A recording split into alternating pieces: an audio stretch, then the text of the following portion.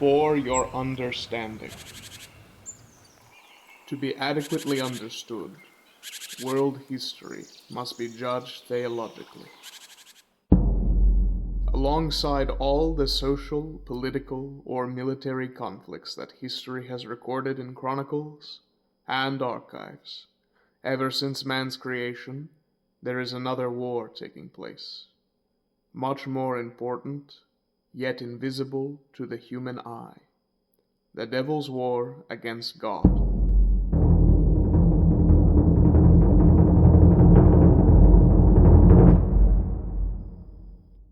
The battlefield of this war is man's heart. As a result of man's choice, recorded history emerges. The history of the Church is a history of oppression, of martyrdom for Christ. The oppression, initiated in the 1st century after Christ by the Roman Empire, continued afterwards by the barbarians and then by the Ottoman Empire. However, the 20th century remains beyond a doubt the most atrocious period in the history of Christianity, due to the bloodiest persecution that it had ever endured, the communist oppression.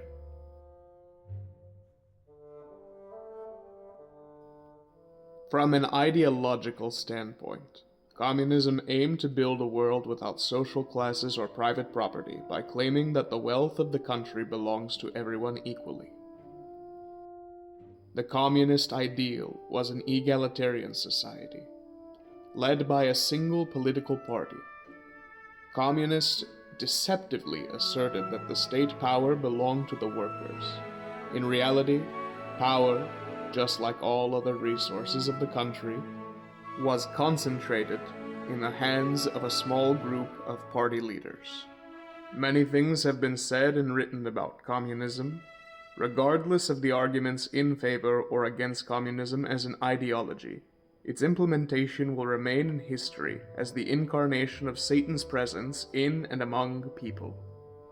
Indeed, Satan created and used communism as a means to conquer as many souls as rapidly and permanently as possible. Communism found itself clearly as an antichrist materialization in history. Its metaphysical character is more than obvious. Murder as a political weapon and as the basis of all communist achievements put an end to life. The murderer, as Jesus Christ calls him in John 8:44, wants to take revenge on the giver of life. The violence and terror which communism imposed on the people are opposite to the love and kindness preached by the gospel.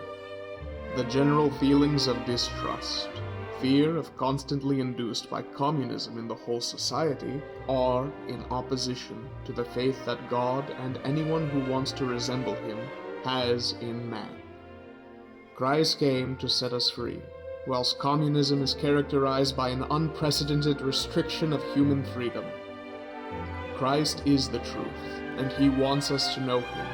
In communism, deception is the daily bread for the sons of the father of lies, John 8:44.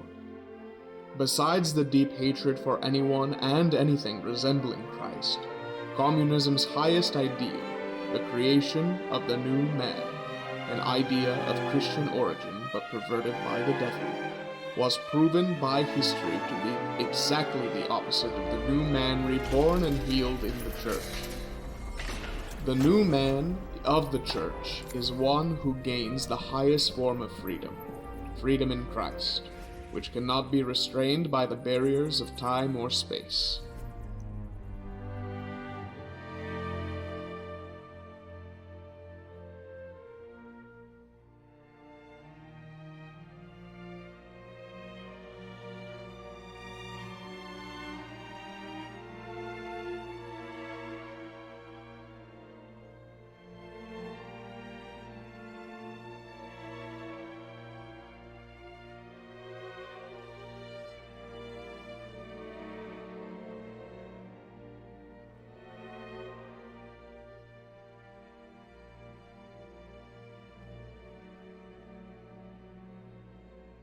Last but not least, all communist forerunners, ideologists, and leaders.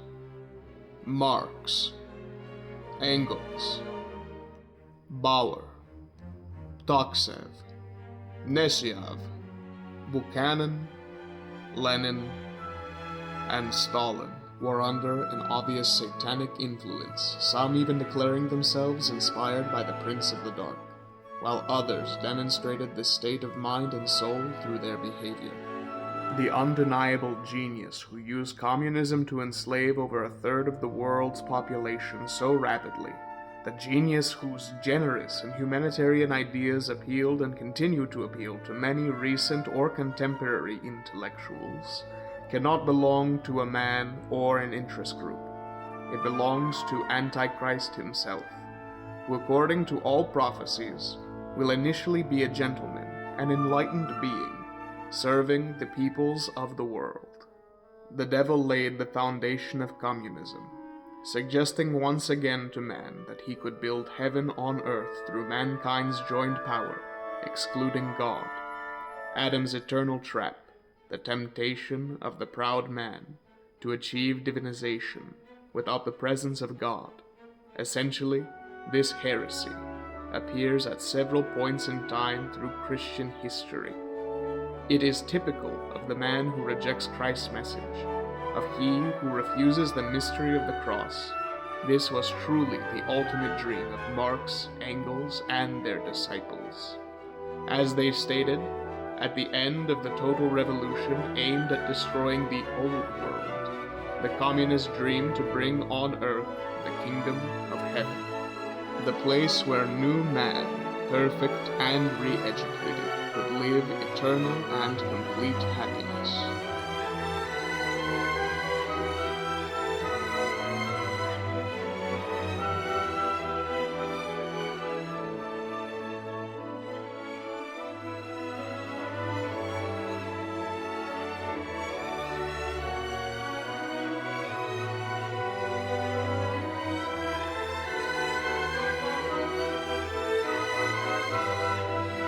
Therefore, all who choose to reach heaven by following Jesus Christ's path, by turning away from sins and fighting the devil, became obstacles in the achievement of this mighty goal, and consequently had to be eliminated.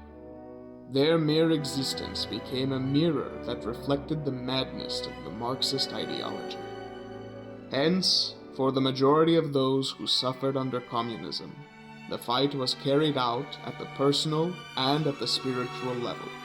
This fight did not occur primarily in prisons, mountains, or against the communists as a system or ideology, but against the evil presence inside the people themselves, as passions or disbeliefs, or the personified evil of Satan, who acted through those who fell prey to him.